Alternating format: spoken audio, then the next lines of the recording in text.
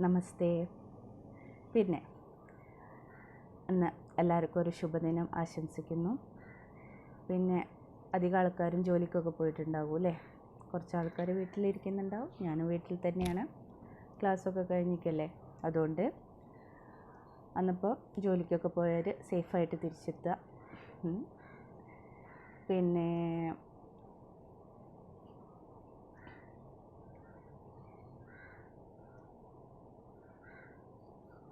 ഇന്ന് നമ്മൾ, അതായത് ഞാൻ ഈ വീഡിയോ ഇടാൻ ഉദ്ദേശിച്ചത് എന്താണെന്നറിയോ?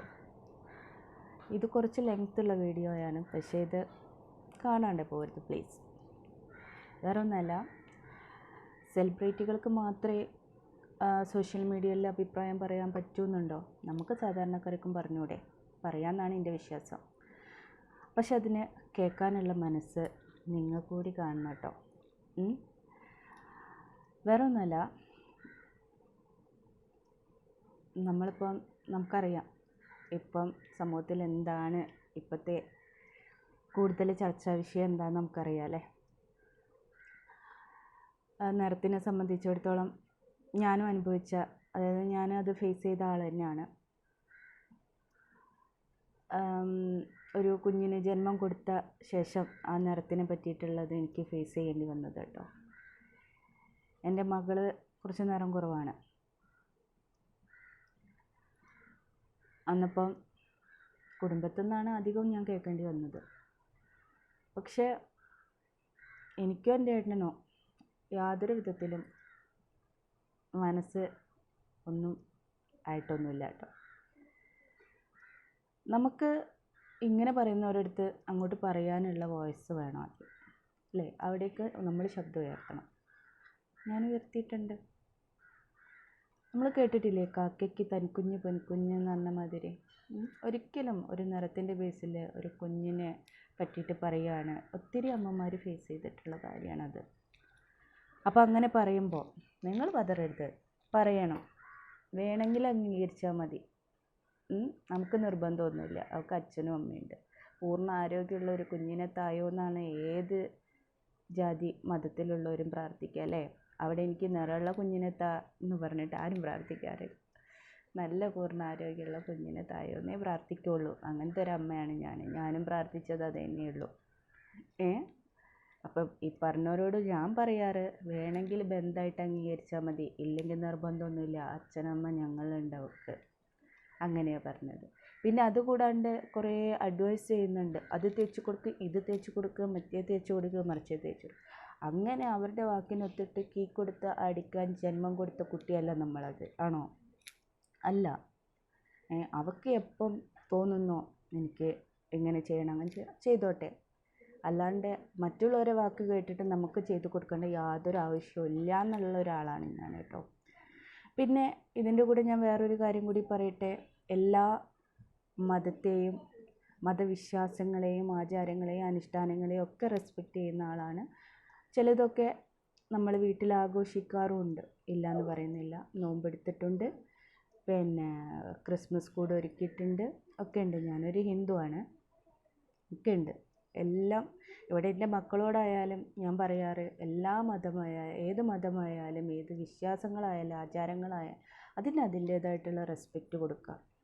ചിലപ്പോൾ നമുക്ക് ഇങ്ങോട്ട് തിരിച്ചു കിട്ടുന്നത് പുച്ഛമായിരിക്കും, അവഹേളനമായിരിക്കും. നിങ്ങളെ ജാതി മതത്തിൽ ഇങ്ങനെയല്ല അങ്ങനെയല്ല, അത് നമ്മൾ തിരിച്ചങ്ങോട്ട് കമ്പയർ ചെയ്യരുത്. നിങ്ങളത് അങ്ങനെയല്ല ഇങ്ങനെയല്ല പറയേ വേണ്ട.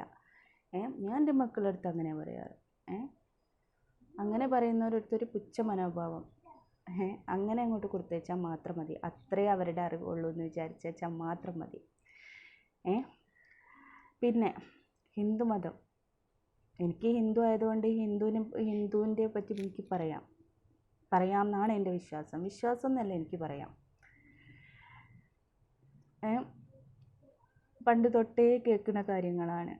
ജാതി മതത്തിൻ്റെ പേരിൽ അല്ലേ, വർണ്ണത്തിൻ്റെ പേരിൽ, ഇതൊക്കെ ഏതോ കാലത്ത് ഓരോരുത്തർ ഫൈറ്റ് ചെയ്തിട്ട് നിർത്തിക്കുകയും ചെയ്തിട്ടുണ്ട്. എന്നിട്ടും രക്തത്തിൽ പോകാതെ നിൽക്കുന്ന മനുഷ്യന്മാർ ഇപ്പോഴും ഉണ്ട്.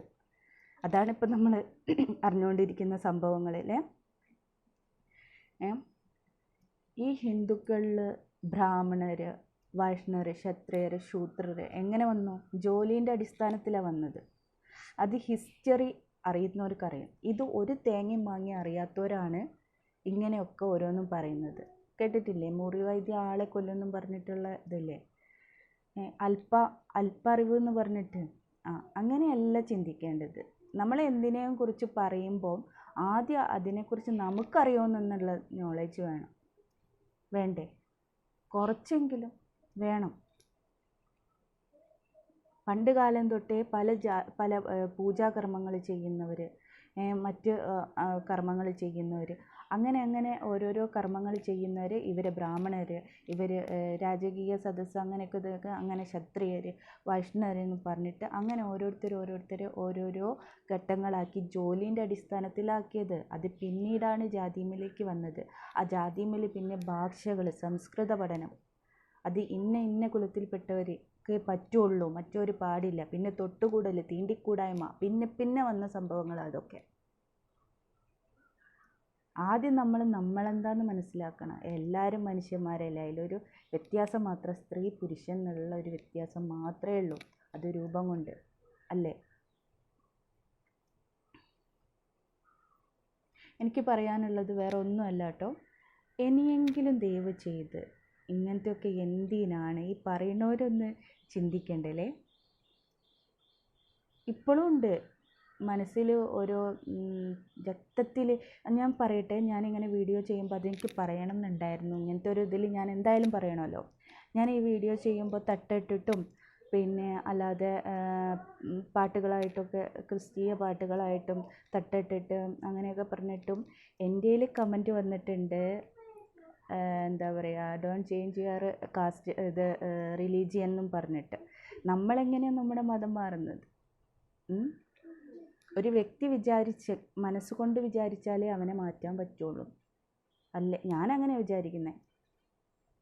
ഞാനിപ്പോൾ ഇന്നൊരാചാരത്തിൽ അവരുടെ കൂടെ നിന്നെന്ന് വെച്ചിട്ടോ, ഇപ്പം ഞാനൊരു നോമ്പെടുത്തെന്ന് വെച്ചിട്ടോ, ഒരു ക്രിസ്മസ് കൂടെ ഒരുക്കിയെന്ന് വെച്ചിട്ടോ ഞാനല്ലാണ്ടാവുന്നില്ല. ഞാൻ പറഞ്ഞല്ലോ, ഞാൻ എല്ലാത്തിലെയും വിശ്വസിക്കുന്ന ആളാണ്. ഞാൻ എല്ലാ മതത്തിലെയും റെസ്പെക്റ്റ് ചെയ്യുന്ന ആളാണ്. പിന്നെ നമ്മളെ മതത്തിൽ ഈ ഒരു കാരണത്തിൽ എനിക്കൊരു കുറച്ചൊരു എന്താ പറയുക, അത് ആർക്കായാലും ഉണ്ടാവും ഇല്ലേ? ഒരു നിറത്തിൻ്റെ പേരിലും മറ്റേ വർഗീയ ജാതിയുടെ പേരിലുള്ള ആ ഒരു സംസാരം. നിറത്തിൻ്റെ പേരിൽ അനുഭവിച്ച ആളാണ് ഞാൻ. ജാതിയുടെ പേരിലില്ല, നിറത്തിൻ്റെ പേരിൽ. ജാതി പറയുന്നതിന് എനിക്കൊരു മടിയില്ലാത്ത ആളാണ് കേട്ടോ. അത് വേറെ കാര്യം.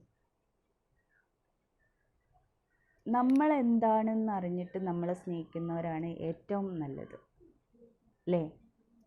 ഞാനങ്ങനെ വിചാരിക്കുന്ന ആളാണ്. പിന്നെ ഒരു കാര്യം കൂടി ഞാൻ പറയട്ടെ. ഇപ്പം നടന്നുകൊണ്ടിരിക്കുന്ന എന്താണെന്ന് എന്നെപ്പോലെ തന്നെ നിങ്ങൾക്ക് എല്ലാവർക്കും അറിയുന്ന ഒരു കാര്യമാണ്. ദയവ് ചെയ്ത് നിങ്ങൾ ആ വ്യക്തിനെ എന്തിനെ ഇമിറ്റേറ്റ് ചെയ്യണം? അവരെ പിന്നെയും ഫേമസ് ആക്കല്ലേ ചെയ്യുന്നത്. ഒരിക്കലും ഇങ്ങനെയുള്ളവരെ നമ്മളെ രൂപത്തിലേക്ക് ആവാഹനം ചെയ്തിട്ട് അതേ രൂപത്തിലാക്കിക്കൊണ്ട് ചെയ്യരുത്. കുഞ്ഞുങ്ങളടക്കം ചെയ്യുന്ന കണ്ടപ്പോൾ മനസ്സുകൊണ്ട് എനിക്കൊരു വേദന. ഒരിക്കലും അങ്ങനെ. നല്ലതിനെ നമുക്ക് ഇമിറ്റേറ്റ് ചെയ്യാം, മോശപ്പെട്ടതിനെ വാക്കുകളായിരിക്കണം അസ്ത്രമായിരിക്കേണ്ടത്. കേട്ടിട്ടില്ലേ കുഞ്ചൻ നമ്പ്യാരുടെ രൂപത്തിൽ അദ്ദേഹത്തിന് അതേ രൂപമാണ്, പക്ഷേ പുറമേ നടക്കുന്ന കാര്യങ്ങളെ വിമർശിക്കുന്നത് വാക്കുകൾ കൂടെയാണ് അല്ലേ? പരിഹാസത്തിലൂടെ. അതാണ് വേണ്ടത്. ഒരിക്കലും നമ്മൾ അവരായിട്ടോ അവരെ ഉൾക്കൊണ്ട് ആവാഹിച്ചിട്ടോ ചെയ്ത ഒരു ചുവപ്പ് പൊട്ട്, പിന്നെ ഒരു സാരി ഇതോ എടുത്തിട്ട് നമ്മൾ അവരെ ആവുന്നത് ഒന്ന് ആലോചിച്ച് നോക്കിയേ. നമ്മളെ രൂപം അവരിലേക്ക് കൊണ്ടുവരുന്നത്. എനിക്ക് വേണമെങ്കിൽ അങ്ങനെ ചെയ്യാം. ചെയ്തോരെ ഞാൻ ഒന്നും ഇതാക്കി പറയല്ല കേട്ടോ, പക്ഷേ വേണ്ടിയിരുന്നില്ല. നമ്മൾ പിന്നെയും അവരെ ഫേമസ് ആക്കി കൊടുക്കേണ്ട യാതൊരു ആവശ്യമില്ല. ഇങ്ങനെയുള്ളൊരു ഘോര വിമർശനം നടത്തുക വായിലൂടെ. അതാ വേണ്ടത്. നമ്മുടെ രൂപത്തിലേക്ക് സാദൃശ്യം കൊണ്ടുവരില്ലേ.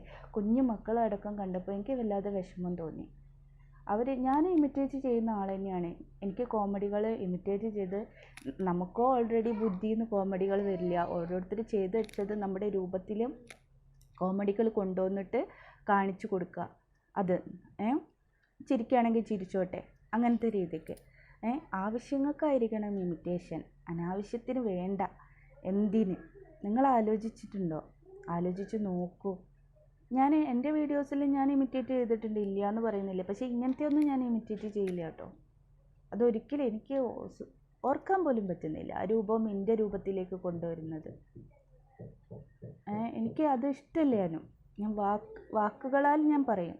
എനിക്ക് പൊതുവേ നിറത്തിൻ്റെയും ജാതിയുടെയും പേരിൽ പറയുന്നത് എനിക്ക് തീരെ ഇഷ്ടമില്ലാത്ത കാര്യമാണ്. ജോലിയുടെ പേരിലുണ്ട് ഇങ്ങനെ, ഇപ്പോഴും അനുഭവിക്കുന്നവരുണ്ട്.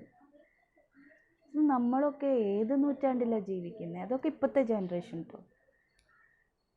ഇപ്പോഴത്തെ ജനറേഷൻ അങ്ങനെ ഒന്നും നോക്കാതെ ഇന്നെന്ന് പറഞ്ഞിട്ടുള്ള പിന്നെയും പണ്ടുള്ള, ഇപ്പം പറഞ്ഞ സ്ത്രീയും പണ്ടത്തെ ആൾ തന്നെയാണല്ലോ, ഇപ്പോഴത്തെ ജനറേഷനിൽ പെടുന്നതൊന്നും അല്ലല്ലോ. അതുകൊണ്ട് ഇനി ആരെങ്കിലും ഇമിറ്റേറ്റ് ചെയ്യാൻ ആഗ്രഹിക്കുന്നുണ്ടെങ്കിൽ ദയവ് ചെയ്ത് ഈ വീഡിയോ കാണുകയാണെങ്കിൽ വേണ്ടടോ, നമുക്ക് അവരെ ഇമിറ്റേറ്റ് ചെയ്യണ്ട. നമുക്ക് വാക്കുകളിലൂടെ വിമർശനം നടത്തിക്കോ, വേറെ വിമർശനം നടത്തിക്കോ, പക്ഷെ നമ്മളെ രൂപത്തിലേക്ക് അവരെ കൊണ്ടുവരണ്ട.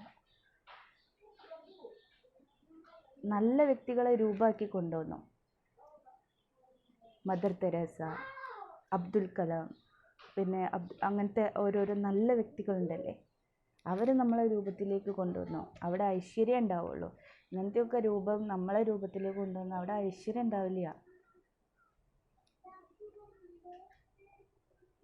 ഒരു സോഷ്യൽ മീഡിയ എന്ന് പറയുന്നത് ഇമിറ്റേഷൻ ആണ് കൂടുതൽ നമ്മളെ നോട്ട് ചെയ്യുന്നത്. സത്യം തന്നെയാണ്. പക്ഷെ കൂടുതലായിട്ട് വാക്കുകളിലൂടെ വിമർശനം നടത്തും. അതല്ലേ ഏറ്റവും നല്ലത്.